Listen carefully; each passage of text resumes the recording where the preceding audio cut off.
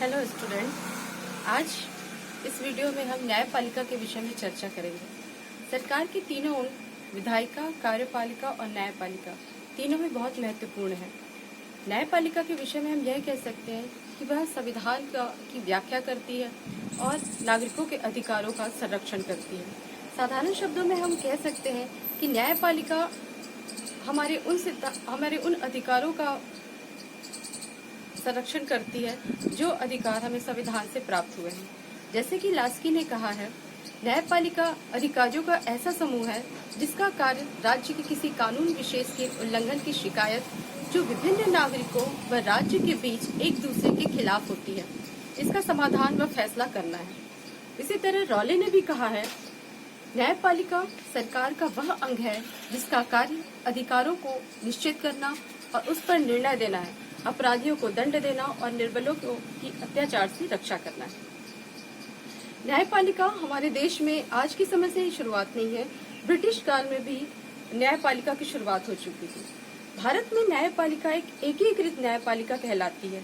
एकीकृत अर्थात सबसे उच्चतर स्तर पर सर्वोच्च न्यायालय अर्थात उच्चतम न्यायालय है, उसके पश्चात उच्च न्यायालय जो राज्यों में पाई जाती है, इसके साथ ही जिला एवं सत्र न्यायालय जो जिले स्तर पर पाए जाते हैं।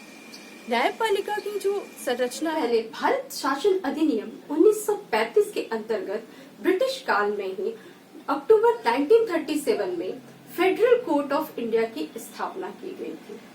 फेडरल कोर्ट ऑफ इंडिया की स्थापना इस प्रकार की गई जो आज की सर्वोच्च न्यायालय के रूप में हमको दिखाई देती है।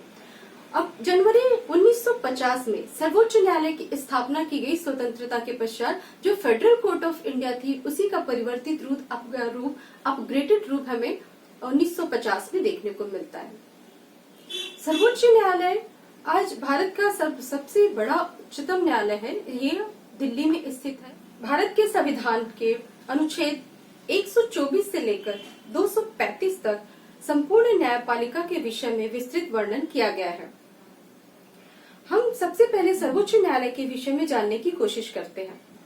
सर्वोच्च न्यायालय का गठन जो मूल संविधान में लिखा गया था वह 1+7=8 अर्थात मूल संविधान में यह कहा गया था कि सर्वोच्च न्यायालय के न्यायाधीशों की संख्या एक मुख्य न्यायाधीश CJI chief justice of India और 7 अन्य न्यायाधीशों के साथ इनकी नियुक्ति की जाएगी।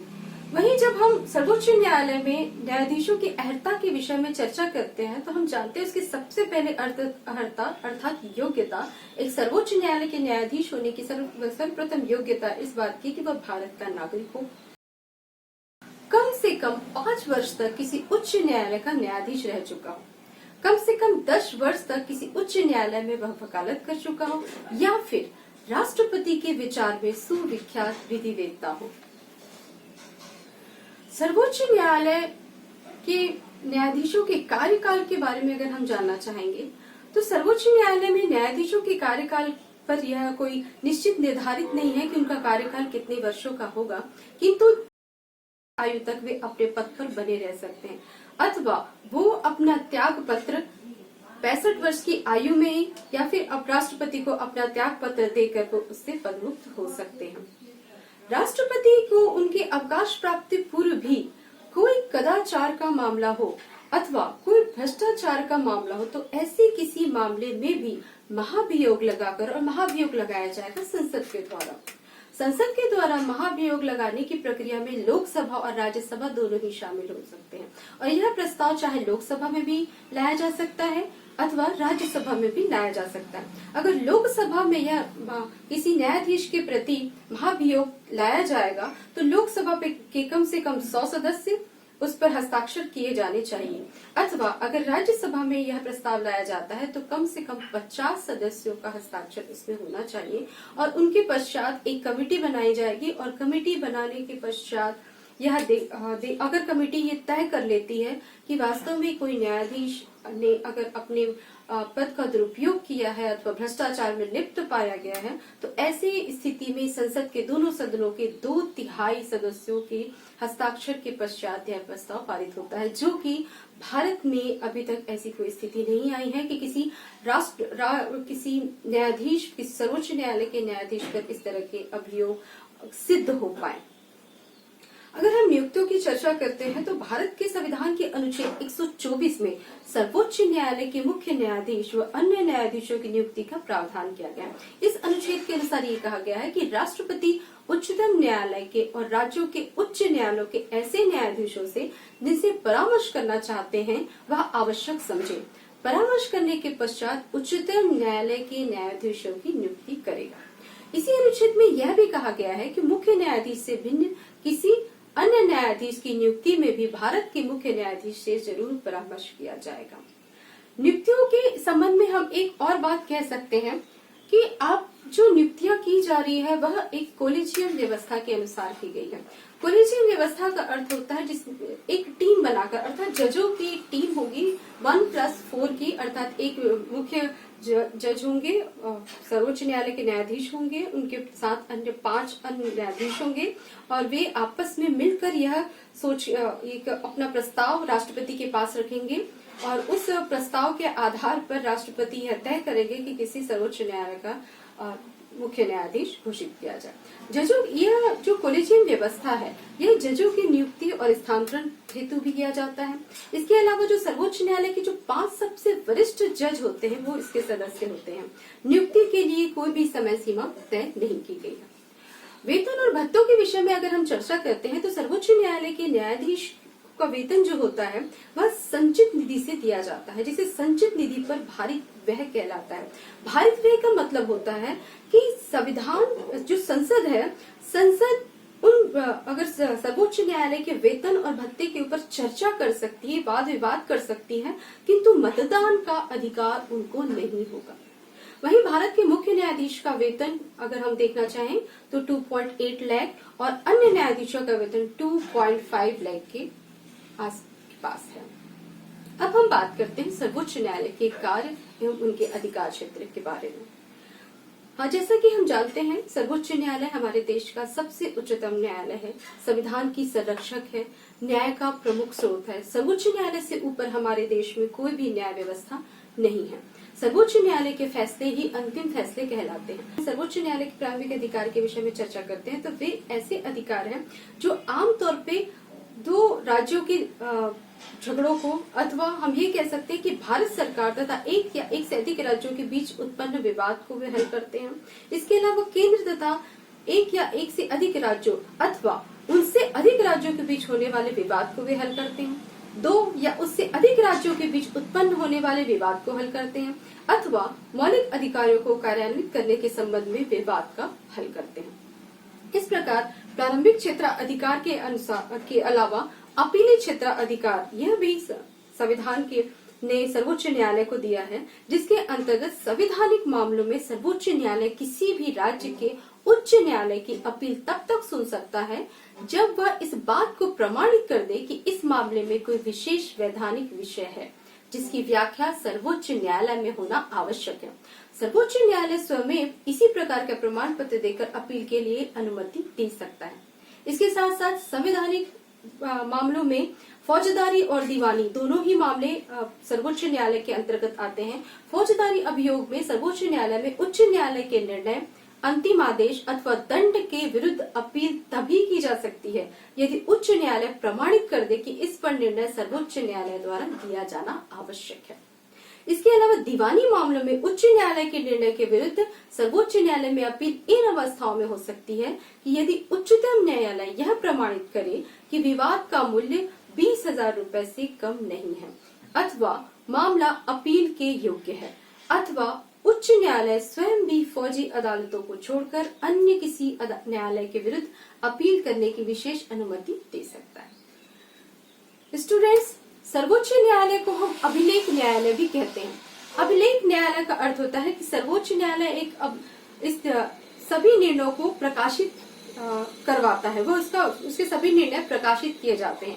अन्य मुकदमों में उसका हवाला दिया जा सकता है और संविधान का अनुच्छेद 129 घोषित करता है कि सर्वोच्च न्यायालय अभिलेख न्यायालय होगा और उनको अपनी अवमानना के लिए दंड देने की शक्ति सहित ऐसे न्यायालयों की सभी शक्तियां प्राप्त होंगी। इसके अलावा सर्वोच्च न्यायालय को रिट जारी करने का भी अधिकार है। रिट जारी करने की स्थिति में यह एक कहा जा सकता है किसी व्यक्ति के मौलिक अधिकारों के प्रवर्तन के लिए उच्च न्यायालय तथा उच्चतम न्यायालय दोनों को ही रिट जारी करने का अधिकार है।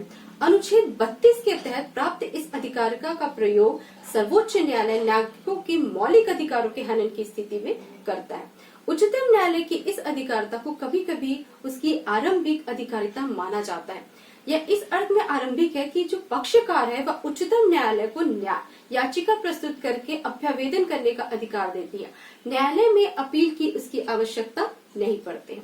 सर्वोच्च न्यायालय के अन्य अधिकारों के बारे में हम चर्चा करें तो यह अपने अधिकारियों और कर्मचारियों को संघ लोक सेवा के परामर्श से नियुक्त करने का अधिकार रखता है। न्यायालय की पद्धति और प्रक्रिया संबंधी नियम बनाता है। आदेशों का पालन करते समय किए गए खर्च संबंधी एवं सभी झगड़ों के मध्यस्थ नियुक्त करता है। राष्ट्रपति उपराष्ट्रपति के चुनाव संबंधी विवाद निपटाता है। संघ लोक सेवा आयोग एवं राज्य लोक सेवा आयोग के अध्यक्षों एवं सदस्यों को उनके पद के हटाने की भी सिफारिश करता है। इसके अलावा एक और महत्वपूर्ण हम देखते हैं सर्वोच्च न्यायालय के कार्य के अंतर्गत, वह है कि राष्ट्रपति को परामर्श देने का अधिकार। राष्ट्रपति को परामर्श देने का अधिकार भी का कार्य भी सर्वोच्च न्यायालय करता है। अगर सर्वोच्च न्यायालय ने किसी प्रकार का सुझाव अगर राष्ट्रपति को दिया है तो यह आवश्यक नहीं है कि राष्ट्रपति उन सभी सुझावों को स्वीकार करे और माने। सर्वोच्च न्यायालय के इस कार्य, उसके गठन, उसकी नियुक्ति के पश्चात अगर हम चर्चा करते हैं उच्च न्यायालय के विषय में, भारत में उच्च न्यायालयों की स्थापना की गई है। वर्तमान में 25 उच्च न्यायालयों की स्थापना की जा चुकी है। भारतीय संविधान के अनुसार अनुच्छेद 214 से 223 के बीच में भारत में उच्च न्यायालय के प्रावधानों के बारे में लिखित है। 214 के अंतर्गत कहा गया है कि राज्यों के लिए एक उच्च न्यायालय की स्थापना की जाएगी। अलग अलग राज्यों के लिए अलग अलग उच्च न्यायालयों का प्रावधान करता है, लेकिन 7वें संविधान संशोधन अधिनियम के अनुसार एक ही उच्च न्यायालय से एक या एक से अधिक न्यायालय हो सकता है, जो अनुच्छेद 231 के अंतर्गत भी कहा गया है। उच्च न्यायालयों की स्थापना के साथ ही साथ न्यायाधीशों की संख्या में परिवर्तन है। जैसा कि हमने देखा कि सर्वोच्च न्यायालय के न्यायाधीशों के विषय में एक निश्चित संख्या निर्धारित की गई है, किंतु उच्च न्यायालय के न्यायाधीशों के विषय में उनकी संख्या पर अभी तक कोई विशेष संख्या का निर्धारण नहीं किया गया है। यह उस राज्य की जनसंख्या तथा वहां पर आने वाले मामलों को देखकर उस राज्य में न्यायाधीशों की नियुक्ति की जाती है। उच्च न्यायालय में मुख्य न्यायाधीश और कई जज होते हैं। अगर हम इनकी अर्हता के विषय में चर्चा करते हैं तो इनकी योग्यता है कि वह भारत का नागरिक हो, 10 वर्ष तक न्यायिक पद पर रहा हो अथवा 10 वर्ष तक हाई कोर्ट में काम करने का अनुभव हो। इसके अलावा अनुच्छेद 217 के अंतर्गत उनकी नियुक्ति के विषय में भी कहा गया है कि इनकी नियुक्ति राष्ट्रपति द्वारा की जाएगी। इसके साथ ही साथ जिस राज्य में उच्च न्यायालय के न्यायाधीशों की नियुक्ति की जा रही, उस राज्य के राज्यपाल की सलाह ली जाएगी। इसके साथ ही साथ सुप्रीम कोर्ट यानी कि उच्चतम न्यायालय के मुख्य न्यायाधीश की भी सलाह ली जाएगी। उच्च न्यायालय की वेतन, उच्च न्यायालय में कार्य करने वाले न्यायाधीशों के वेतन और भत्ते के संबंध में अगर हम चर्चा करते हैं तो उनके जो मुख्य न्यायाधीश है उनके वेतन 2.5 लाख, जो कि सर्वोच्च न्यायालय के अन्य न्यायाधीशों के वेतन के बराबर है, तथा अन्य न्यायाधीशों का वेतन 2.25 लाख निर्धारित किया गया है, जो कि संचित निधि से दिया जाता है। अगर हम कार्यकाल पर बात करते हैं तो उनकी कार्यकाल, जैसे कि हमने देखा कि सुप्रीम कोर्ट में न्यायाधीशों का कार्यकाल 65 वर्ष रखा गया है, वहीं उच्च न्यायालय में उनका कार्यकाल 62 वर्ष रखा गया है। जैसे हमने पहले भी महाभियोग के विषय में चर्चा की थी, उसी प्रकार उच्च न्यायालय के भी न्यायाधीशों कि किसी कदाचार, असमर्थता अथवा भ्रष्टाचार का कोई मामला आता है तो उस पर भी महाभियोग लगाया जा सकता है। उच्च न्यायालय की शक्तियों के विषय में हम अगर चर्चा करते हैं, उनके शक्ति और क्षेत्राधिकार पे, तो सबसे पहला प्रारंभिक अधिकार हम देखते हैं तो यह आवेदक सीधे उच्च न्यायालय में जा सकता है, उसे अपील के माध्यम से जाने की जरूरत नहीं है। इस शक्ति का इस्तेमाल संसद और राज्य विधानसभा के सदस्यों से संबंधित विवादों को हल करने में, विवाह, कानून, सहमति से तलाक, अदालत की अवमानना, मौलिक अधिकारों के हनन, जैसे कि हमने पहले भी सुप्रीम कोर्ट के पास जो शक्ति थी इसके विषय में हमने पढ़ा है। दूसरे न्यायालयों से स्थानांतरित मामले जिसमें कानून के कई सवाल सम्मिलित हो। इस प्रकार उनके प्रारंभिक क्षेत्राधिकार हैं। दूसरा है रिट जारी करने का अधिकार, जैसे कि अनुच्छेद 226 कहते हैं कि उच्च न्यायालय अपने न्याय सीमा के भीतर आने वाले सभी उचित मामलों, किसी भी सरकार समेत किसी भी व्यक्ति या अधिकारी को निर्देश, आदेश या रिट जारी कर सकते हैं। उच्च न्यायालय के अपीली अधिकार के संबंध में कहा जा सकता है कि अपील करने का प्राथमिक अदालत या उच्च न्यायालय के पास है। उच्च न्यायालय के पास अपनी सीमाओं के भीतर आने वाले अधीनस्थ अदालतों के फैसलों के खिलाफ अपील करने की और उनसे सुनवाई करने का अधिकार है। नागरिक न्याय की सीमा, आपराधिक न्याय सीमा, ये इन दो क्षेत्रों में इसे बांटा जा सकता है, अर्थात दीवानी और फौजदारी मामले। इसके अलावा अधीक्षण या पर्यवेक्षण का भी उन्हें अधिकार है। सशस्त्र बलों के मामलों को निपटाने वाली अदालतों को छोड़कर और अन्य अधिकार न्यायालयों के पास होते हैं। उच्च न्यायालय और भी ऐसे कार्य कर सकती है कि ऐसे अदालतों को वापस बुला सकती है, ऐसी प्रथाओं और कार्यवाही को विनियमित करने के लिए सामान्य नियम जारी कर सकता है। किसी भी अदालत के अधिकारियों द्वारा रखी जा रही किताबों का लेखा जोखा वह प्राप्त करती है, अर्थात अभिलेख न्यायालय के रूप में यह कार्य करती है। तो इस प्रकार हम देखते हैं। इसके साथ ही साथ अधीनस्थ अदालतों पर यह नियंत्रण रखने का कार्य करती है, जो कि अपीली न्याय सीमा का विस्तार है। और हम ये भी कह सकते हैं कि रिकॉर्ड रखने का कार्य जो है वह उच्च न्यायालय करती है।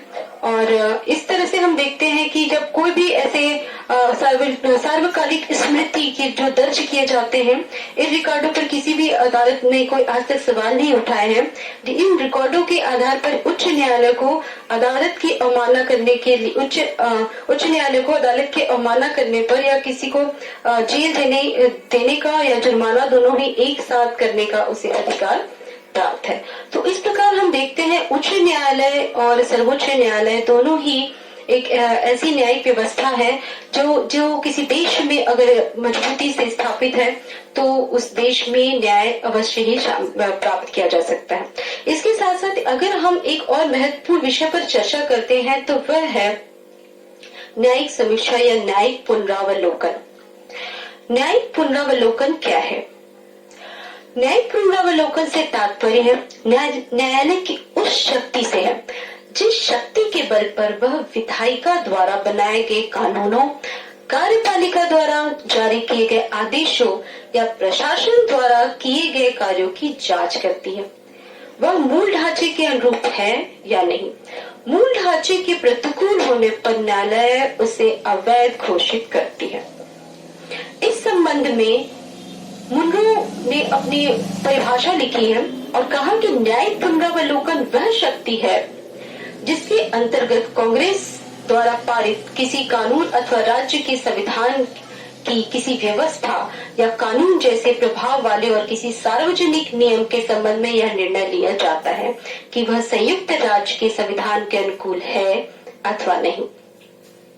वहीं दिमाग कहते हैं कि न्यायिक पुनरीक्षण व्यवस्थापिका द्वारा निर्मित कानून और कार्यपालिका या प्रशासकीय अधिकारियों द्वारा किए गए कार्यों से संबंधित अपने सामने आए मुकदमों में न्यायालय द्वारा जांच को कहते हैं, जिसके अंतर्गत निर्धारित करते हैं कि वे कानून या कार्य संविधान का अतिक्रमण करते हैं।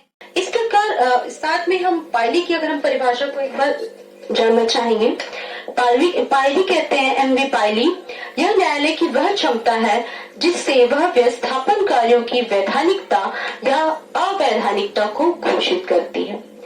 तो अगर हम ये देखते हैं कि किसी भी राष्ट्र में न्यायिक पुनरावलोकन की जो स्थिति हमें नजर आती है वह अगर हम देखें कि न्यायिक पुनरावलोकन की शुरुआत कहाँ हुई तो यह हम मान सकते हैं कि ब्रिटेन में कानून की व्याख्या करने वाली स्वतंत्र न्यायपालिका के विचार की जानकारी प्राप्त होती है।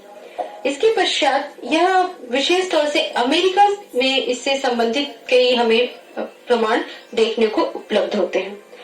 भारत में न्यायिक पुनरावलोकन जो है वह ब्रिटिश संविधान की तरह, तो संसद के जैसे हम पहले ही बात कर चुके हैं कि भारतीय संविधान में ब्रिटिश संविधान की तरह न तो कोई संसद को हमने सर्वोच्च बनाया गया है और न ही अमेरिका के सर्वोच्च न्यायालय की तरह न्यायिक निरंकुशता की परंपरा को विकसित किया है।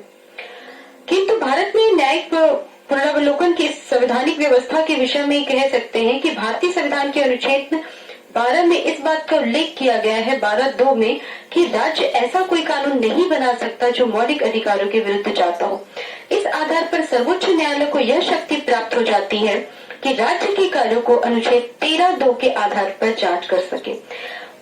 1971 तक वह व्यवस्था प्रभावी रही, लेकिन 71 से 24वां संविधान संशोधन करके अनुच्छेद 13 के खंड 3 के बाद खंड 4 जोड़ दी गई, जिसमें कहा गया कि अनुच्छेद की बात अनुच्छेद 368 पर लागू नहीं होगा। इस प्रकार 1973 में सर्वोच्च न्यायालय ने अपने निर्णय में संवैधानिक संशोधन की वैधता को स्वीकार कर लिया। तो इस प्रकार हम देखते हैं कि ऐसे संसद और सर्वोच्च न्यायालय का गतिरोध समाप्त हो जाता है और गतिरोध इस बात पर था कि संसद को मौलिक अधिकार में परिवर्तन करने का अधिकार है अथवा नहीं। इस प्रकार अपने ही बनाए हुए किसी नियम को भी सर्वोच्च न्यायालय अपने उसे पुनर्जांच कर सकती है। विधायिका या कार्यपालिका के द्वारा बनाए हुए कानूनों को भी वह पुनर्जांच कर सकती, किंतु यह मामले जो है पूरी तरह से दुरुपयोग, इसकी शक्ति का कई जगहों पर दुरुपयोग भी किया गया है, जिससे न्यायिक तानाशाही का भी परिचय मिलता है। और इसके साथ साथ ऐसे किसी भी मामले को न्यायपालिका जांच नहीं सकती है जब तक उसके विरोध में कोई अन्य मामला या कोई केस सामने नहीं आता। तो इस प्रकार हम ये देखते हैं कि न्यायिक पुनरावलोकन जो है भारतीय न्यायालय की, एक सर्वोच्च न्यायालय की, उच्च न्यायालय की एक बहुत ही शक्तिशाली एक शक्ति है, जिसके आधार पर पुनः जांच की जा सकती है बनाए हुए विधायिका अथवा कार्यपालिका द्वारा बनाए हुए कानूनों को अथवा लागू की गई कानून व्यवस्था को। तो इस प्रकार हम देखते हैं कि न्यायालय जो है, सर्वोच्च न्यायालय हमारे देश का न्याय व्यवस्था जो है एक एकीकृत न्याय व्यवस्था होने के साथ साथ हमारे देश को एक सूत्र में बांधती है। संपूर्ण विवेचन करने से निष्कर्ष यह प्राप्त होता है कि न्यायिक पुनरावलोकन न्यायालय के हाथ में वह शक्ति है जिससे वह विधायिका एवं कार्यपालिका दोनों पर ही नियंत्रण रख सकती है। विधायिका द्वारा बनाए गए कानून अथवा कार्यपालिका द्वारा आदेश किए हुए ऐसे किसी कानून को वह अवैध घोषित कर सकती है, जिससे नागरिकों के अधिकारों की, उनकी स्वतंत्रताओं की रक्षा हो सके। न्यायिक पुनरावलोकन के माध्यम से ही किसी राष्ट्र में नागरिकों को उन्हें समुचित न्याय प्राप्त हो सकता है। इसी शक्ति के कारण न्यायपालिका मानो आज एक तीसरा सदन बन चुकी है। विधायिका एवं कार्यपालिका के कार्यों के अतिक्रमण को रोकने के लिए, संविधान की सर्वोच्चता को स्थापित करने के लिए, नागरिकों की स्वतंत्रताओं की रक्षा करने हेतु अथवा संविधान को गति प्रदान करने का एक बहुत ही महत्वपूर्ण कार्य न्यायपालिका के द्वारा आज किया जा रहा है।